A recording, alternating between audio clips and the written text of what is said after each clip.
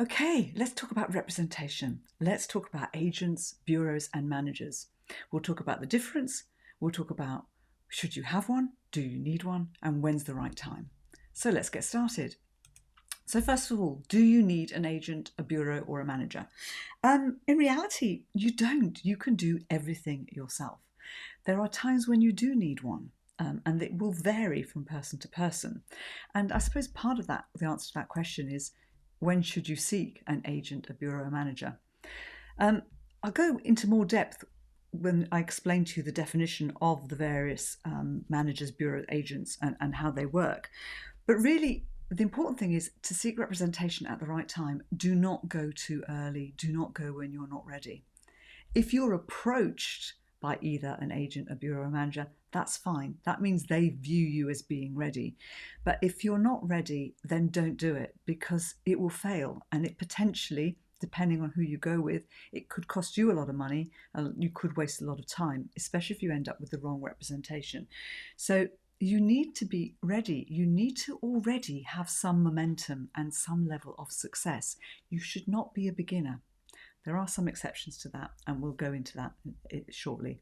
In fact, let's dive straight into that. A manager. That's one of the exceptions. You can actually pay someone to manage you, even if you're at the beginning, but that's going to cost some money. And also, it's going to be difficult to find somebody when you're starting out because a manager is there really concerned with your future. They are looking at your full career, looking at everything, and they will manage every aspect of you. So they've got to see what Simon Cowell will say, the X factor. They've got to see an X factor. They've got to see something in you that has great potential. Bear in mind, a manager will take a percentage of every single thing that you bring in, everything that you do. So they will work with you starting out, but they'll want a percentage going forward as well of everything that you do. And most managers have a smaller number of clients than agents or bureaus. Some will manage just 1, 2, or 3 people. Others will manage maybe up to 20 and have some staff that will assist them. There are no legal guidelines setting how much a manager takes, what the percentage is. So you need to negotiate that up front. But as I said, a manager will take everything. So if you write a book and you get money from the book, they'll take that. If you go and do a TV program or filming, they will take a cut of that. The manager is part of your business, taking a percentage of everything.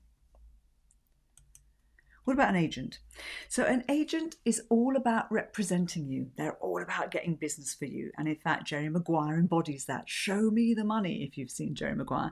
It's all about making you successful, bringing you in business. And they're likely really to only contact you when there's potential work ahead. Also think of Joey Tribbiani's agent, whose name escapes, Estelle, who only rings up when she's got a job for him. They usually work with proven people. They work with people who already have, as I said, some momentum, ideally, pretty good momentum. An agent will negotiate on your behalf. So you need to trust that agent to do that for you. They will often have access to your diary and put holds in your diary, sometimes managing your diary for you. And they often assist with travel and logistics. They can work with many more people than a manager, and often they will have several agents within an organisation working with different people. And agents of the 3 are the most regulated of the lot. There's all sorts of regulations with regards to how they handle any money coming in, because the money is not theirs, the money is yours. There's also regulations with regards to how much they can take as a percentage. And on average, most agents take around 10 to 15%, some less than that even. There you go. So that's an agent in brief for you. And then the speaker bureau. Obviously, this is the area I know the most about. So a speaker bureau, first of all, they're called speaker bureaus, but they serve the client and not the speaker. It's all about the client. It's about mitigating risk for a client by saying, by recommending and matchmaking the right people. It's about saving time for a client. So a bureau will actually often have fewer clients than they will have speakers. Many bureaus will have hundreds, if not thousands, of speakers on their books. They're like a warehouse for speakers. And so it's very difficult for you to get lots and lots of bookings from a bureau unless you are really hot topic or working very closely in partnership with them, or maybe exclusive. And if you're exclusive, that means that that bureau is acting as your agent as well as your bureau. In some cases, they may even act as a manager. So there's lots of blurred lines when it comes to bureaus. They're probably the least regulated of all. And so you get all sorts of different types of bureaus, all different standards of service. Many bureaus will do research for clients and will go out and source speakers who aren't even on the books. They literally save time for clients.